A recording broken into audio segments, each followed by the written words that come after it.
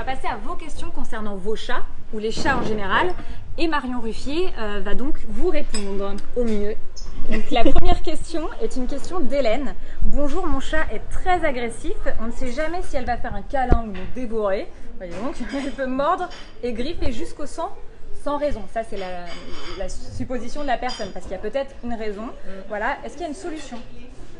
Alors si là on est sur le côté vraiment câlin, parce qu'il y a beaucoup de personnes qui me disent le chat devient agressif alors qu'il cherche des câlins, le chat a l'air d'être super demandeur et tout d'un coup, boum, il s'énerve. Ça, c'est ce qu'on appelle, si c'est bien ça, hein, le caressé-mordeur, ce qu'on appelle le cas du caressé-mordeur. C'est qu'en fait, le chat a souvent envie d'être auprès de ses humains, ce qui s'y sent bien, mais il n'a pas toujours envie d'être touché. Et nous, le réflexe, c'est de câliner parce que c'est doux, parce que c'est mignon, parce qu'il ronronne. Et en fait, on zappe complètement tous les petits signaux que le chat envoie pour dire « arrête, j'en veux, stop ». Et donc, par exemple, si on voit son chat qui ronronne, parfois le ronron dans ce moment-là, ça veut dire qu'il n'apprécie pas le moment. Il y a aussi quand le chat a les oreilles qui bougent un petit peu, on appelle les oreilles périscopes, les oreilles qui bougent un petit peu, ça veut dire bon signe. Voilà, ça veut dire ça me saoule, j'aimerais bien que tu arrêtes. La queue qui bat plus ou moins fort, elle n'est pas obligée de taper fort, mais dès qu'elle remue un peu, c'est que c'est un autre signe aussi de le laisser tranquille. Parfois, un autre signe très trompeur, le chat tourne la tête vers la main qui caresse, il fait une léchouille, il se frotte. Il est réceptif, mais voilà. pas... On dit oh il adore, des fois il se tourne, il monte son ventre, on dit oh il en veut plus, et en fait c'est tout ça, ça veut dire stop. Donc au dernier moment, il mord, il griffe, parce que là il sait que ça va être compris. D'accord. Donc ce chat n'est pas forcément agressif, c'est qu'il veut simplement qu'on le laisse, peut-être on lui laisse de l'espace, qu'on le laisse tranquille. Voilà, c'est ça.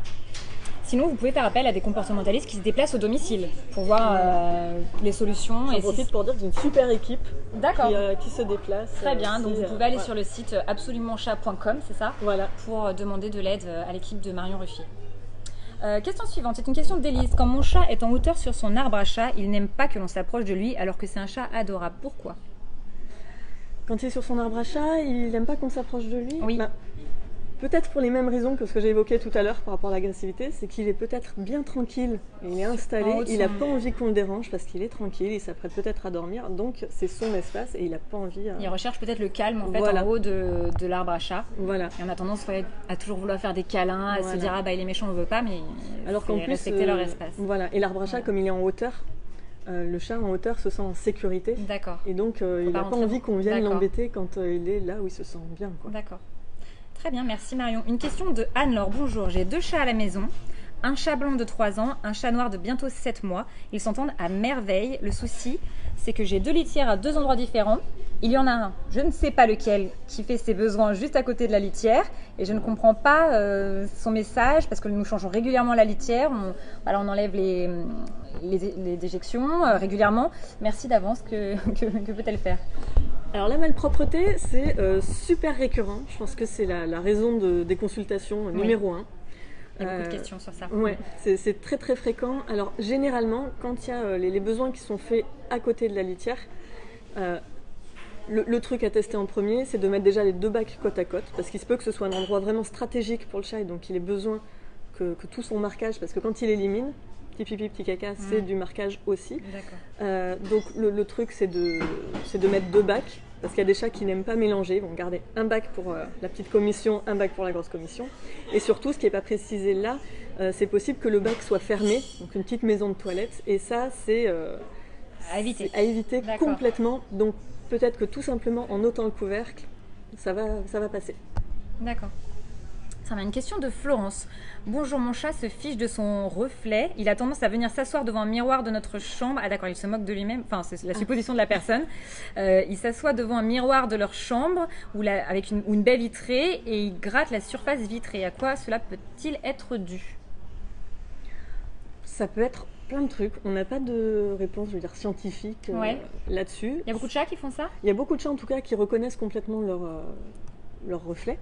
Il y a beaucoup de chatons, quand ils sont chatons, souvent ils découvrent, donc ils sont un petit peu un peu curieux, ils savent pas qui est derrière, et puis au bout d'un moment, ils finissent quand même par comprendre. D'accord. Et sauf que généralement, le chat s'en fout un peu, il voit son reflet, la belle affaire, D'accord. il s'en fout. Alors, est-ce que lui, il aime la surface? Parce qu'il y a des chats qui vont frotter des surfaces parce qu'ils aiment la sensation, comme lécher une surface parce qu'ils aiment la sensation. D'accord. Est-ce qu'il y a un petit reflet qui est passé par là? Ça peut être plein de choses, mais a priori, c'est rien de grave. A priori, il n'est pas narcissique, il n'est pas en train Non. de se contempler ou de s'embrasser dans Non. devant le miroir. Quand bien même, ce serait pas très grave. Hein. C'est vrai. Mais bon. Une question de Nadine. Mon chat miaule tous les soirs quand je me couche. Que faire? Car ça me pourrit mes nuits.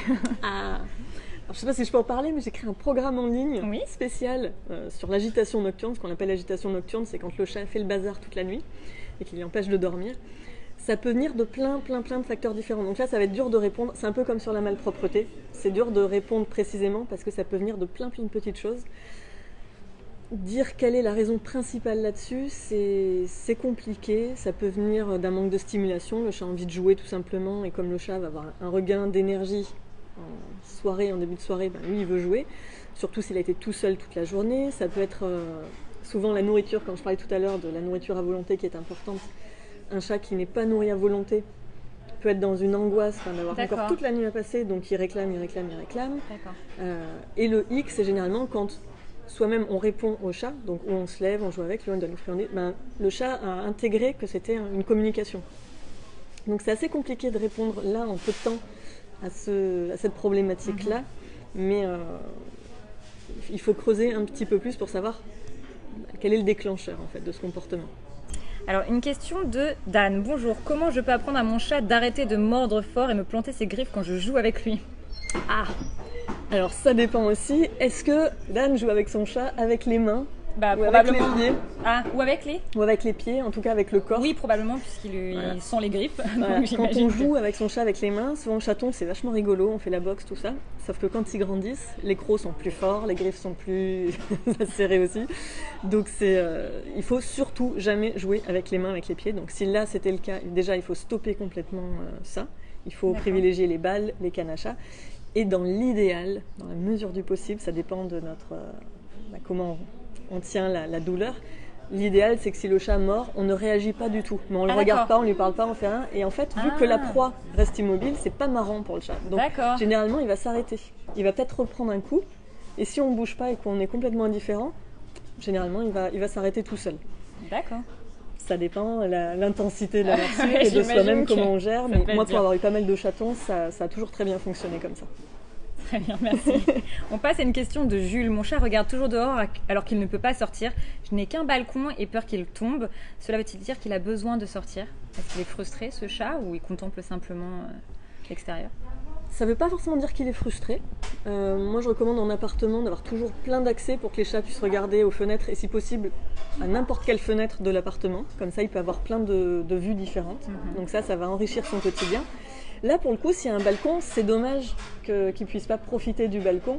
Et comme on a vu tout à l'heure, il y a plein de systèmes qui existent sur les protections, vachement bien faites, sur mesure et tout. Ce serait dommage de ne pas en profiter. C'est vrai que quand on a un balcon ou une terrasse, je comprends qu'on ait peur. Ouais. Mais tant qu'à faire, c'est vraiment un gros plus pour lui s'il peut aller faire un petit tour dehors, quoi. Je crois qu'il existe des solutions maintenant pour sécuriser les balcons. Bon, après, c'est pas forcément toujours esthétique, mais des grillages. Voilà. Il y a des solutions pour Il y a des sécuriser super- des voilà. filets. En tout cas, renseignez-vous si vraiment vous voulez qu'il Ouais. profite pleinement du balcon. En tout cas, c'est normal qu'il ait envie de regarder dehors et il se passe des choses dehors et c'est bien qu'il puisse le faire. D'accord. Une question de Tiana. J'ai un enfant de 3 ans et une chatte de 2 ans. La chatte se méfie de l'enfant. Comment faire pour simplifier leur relation? Dès que ma fille s'approche, même doucement, le chat préfère partir. Ça, c'est un petit peu normal, ça va se faire avec le temps. Donc là, si mes calculs sont justes, le chat est arrivé quand la petite avait 1 an. Presque. Donc, oui, voilà. Oui, Ouais. c'est ça. Donc c'est sûr qu'en plus, à 1 an, ça bouge vachement Oui, plus, un oui. petit. Donc pour un chat, ça dépend aussi de son caractère, à elle, comment elle a été adoptée, à quel âge, quel est son passé. Comme on a eu Pépito par exemple, qui lui a été maltraité. Maltraité, peut-être pas, mais en tout cas, oui, il a Enfin, été un peu brutalisé, Voilà. je pense. Bon là, elle était petite, mais ça arrive très souvent. Il faut un peu de temps pour que le chat s'habitue au mouvement du petit, voir comment il bouge. Et puis il faut vraiment être non-stop sur son enfant pour éviter que l'enfant lui tire les poils, lui tire la queue. Oui. Il faut vraiment jamais lâcher, jamais. Il faut toujours être derrière, et plus on va être derrière, plus on va rappeler au petit qu'il faut être gentil, qu'il faut être doux, qu'il faut caresser, plus il y a de chances pour que le chat vienne ensuite près de l'enfant. Sinon, Soit en confiance. ouais. Très bien.